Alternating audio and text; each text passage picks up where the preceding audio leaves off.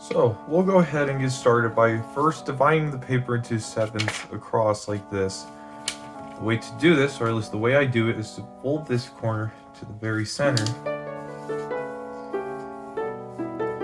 Just like this, not all the way, just enough where you can then fold this corner while this part is hitting the edge right here, just right along there, and only making a mark right here, just like a pinch or something.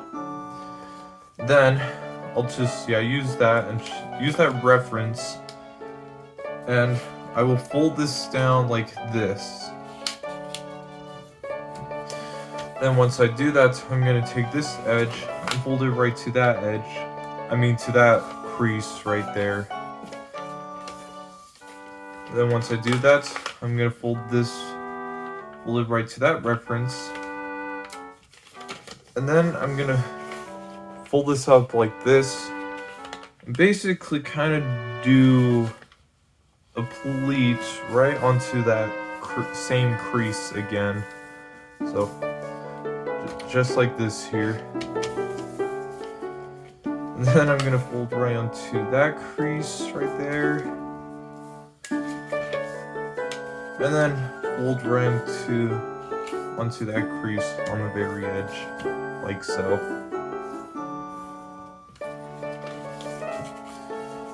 So this should hopefully be divided into sevenths, which it looks like it is. So I'm gonna go ahead and from the very top, I'm just gonna fold right on the third crease line, just right here.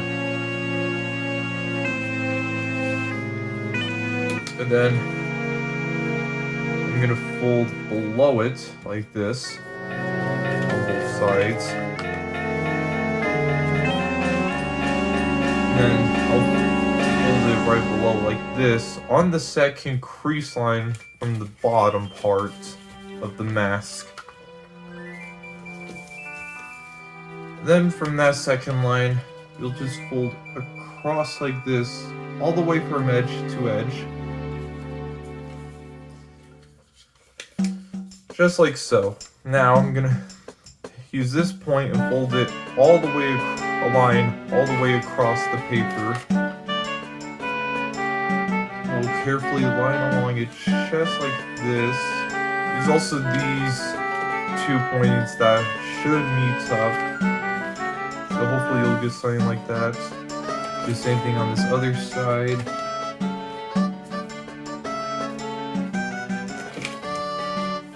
I'll flip it over. And now I'm going to take those edges and fold it right to the very center line.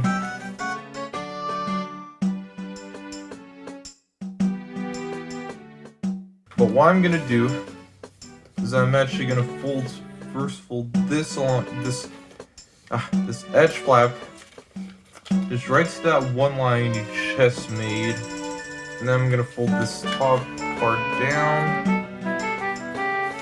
and then do the same thing on this side. I'm gonna fold these up just to add a crease. Or now I'm gonna do like a primary fold right here. So just on this one side, what I'm gonna do is I'm just gonna petal fold it up, just like this.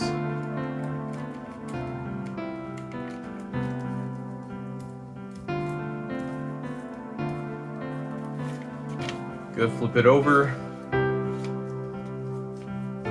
Then I'm gonna fold this tiny triangle down and open sync it.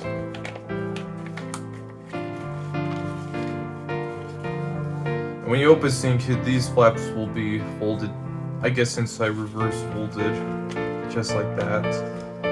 And then I'll do the same thing on the other side where I first do a primary fold, then petal fold this up like the bird base.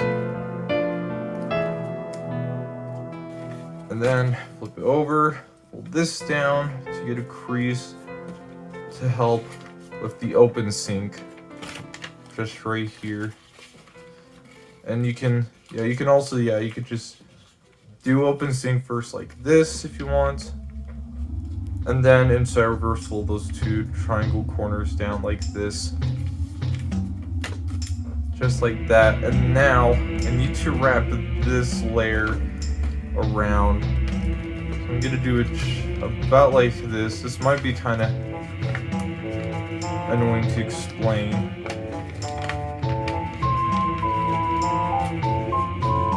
But you can kind of wrap it around like this.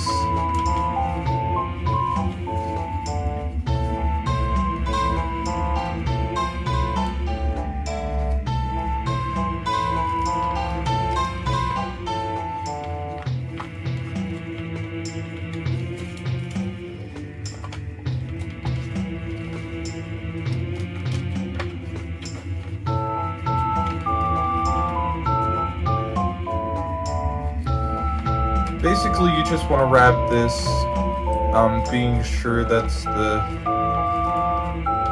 these triangle flaps are folded down like this still. So this part might be the trickiest part. But hopefully when you get past this part, the rest of the model shouldn't be that bad. Or I guess what you could do is that you'll have the flap folded down like this. Then you'll outside reverse fold it up like this. Flip it over, and you'll spread squash it down like this. And then you should have a good way to hopefully just close sync it like this.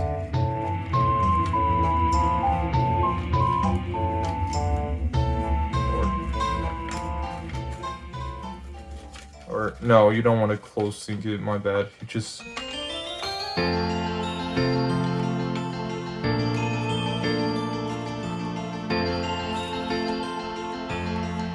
but right along here, if I open it up slightly, it should collapse into something like this. So I'm going to do this very slowly. This triangle part is going to basically be inside reverse folded.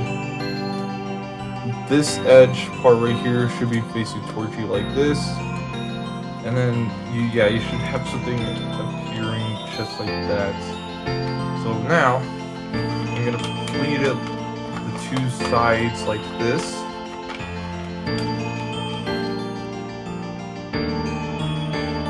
But fold this up, this very first line from here. And I'm gonna inside reverse fold them down like this. Also create or do it like this, just so you don't tear this middle part if you're on accident. You'll wrap it around like this. So yeah, you'll have this effect here. And then pull this out just like that. And then I'll show it again on the other side. So you'll squash it down like this. Then you'll pull that middle part right out like this. So you'll like unfold the pleat here for a sec. And then you'll pinch this top part up here. And then fold this part inwards like this. Okay, and then still having this triangle here. Just pull it out like this. There you go. Like these middle flaps will be like the eyes. And then as for this bottom part here, then fold it up. I'm gonna rotate it. But all you need to do is just inside reverse fold the edge flaps. You're not gonna create middle flaps on the bottom part of the mask. Not at all. And then we'll pull them down like this. While also unfolding this part for this triangle to make this next part collapsing easier. And do the same thing here. And then I'll just fold these inside of here for now. Just to at least get a base. And now for the final part of the base, I'm going to fold these triangles onto the very center, or at least they look like triangles. Just like this. Then I'll fold those edges right onto those creases we've just made. So do something hopefully like this. And do the same thing on this side. And then I'm going to pinch this very center part.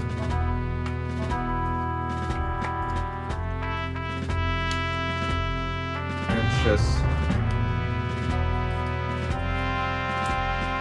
push that part upwards like this. So you'll get this little middle flap there.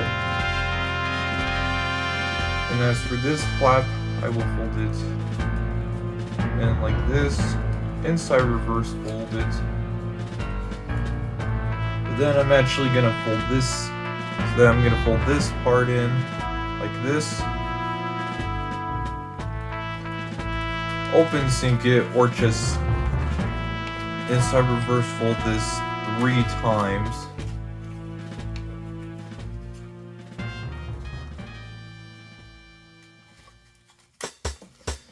And then I'll just spread squash right here, and this should be the finished base for Majora's Mask all right here.